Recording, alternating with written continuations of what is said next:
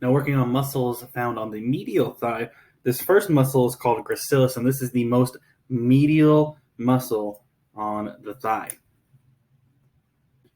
We now have our next three adductor muscles, and they're just kind of named after their appearance. Adductor longus is the long one. Adductor brevis will be the short one, and these two words, longus and brevis, are going to be opposites. And one thing you also want to know is adductor brevis is going to be deep to adductor longus along with pectineus as well. Adductor magnus is going to be the largest adductor, and it's going to insert kind of all just along the femur. So as we take a look here, we're just going to focus mainly on gracilis right here. So this is actually sartorius as it's coming across here. And this is gracilis, the most medial muscle here. Now, gracilis is actually going to originate on the pubic symphysis, and it's going to insert on that same proximal medial aspect of the tibia, only just posterior to sartorius. And if you actually trace the fibers down, you can kind of see that happening as it inserts just behind sartorius. What gracilis is going to be doing is adducting the thigh. And that makes sense. If this contracted, it's going to bring the thigh closer together. And it's also going to be involved in flexion of the thigh and medial rotation.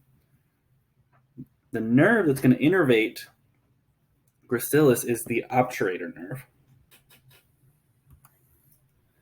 Going back to this picture we saw earlier, we're going to fill in the blanks here. So one thing I want to note is pectineus is drawn on this side, but if it were over here, it would be hanging out just like so, right about here. So what you want to remember is that adductor brevis is deep to both pectineus and adductor longus there.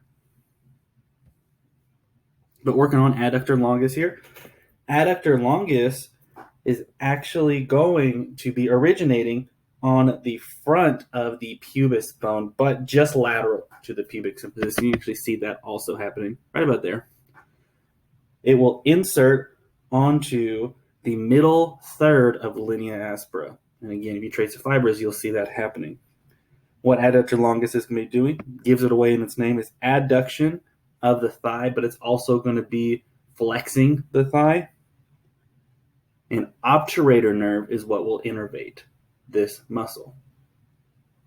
Adductor brevis, the one that's short underneath here, it's going to be originating on the inferior pubic ramus.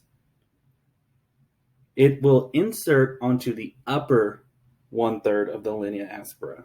So you can see it going just above this, where this was in the middle. This one goes above it.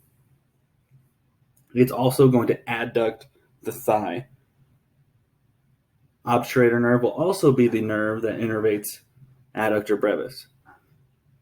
With adductor magnus, you can see there's multiple parts just going all along this femur, and it's going to originate on the inferior pubic ramus and also on the ischial ramus, and another part of it originates on the ischial tuberosity. Where it's going to insert is it'll insert on the gluteal tuberosity. You can see it going across to right about there. And it's going to insert all along the medial lip of the linea aspera. That's kind of what's going on all over here. And then it's also going to insert onto that adductor tubercle.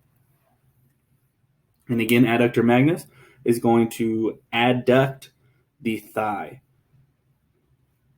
It will also be innervated by obturator nerve and a part of the sciatic nerve, the tibial portion of the sciatic nerve.